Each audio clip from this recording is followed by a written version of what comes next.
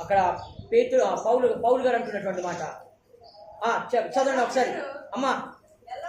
ఎల్లప్పుడూ ప్రభువునందు ఆనందించుడి, మరలా చెప్పుదును ఆనందించుడి, మీ సహనము సకల జనులకు తెలియజేయనీడి.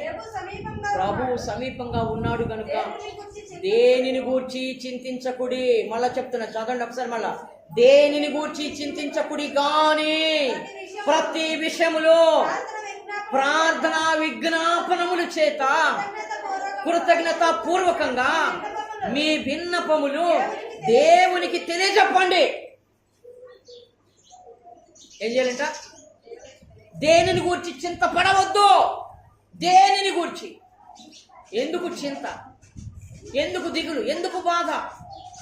దేవుని వాక్యం మనకు ధైర్యం ఇస్తుంది. దేవుని మాటలు మనకు ధైర్యాన్ని ఇస్తున్నాయి. దేనిని గూర్చి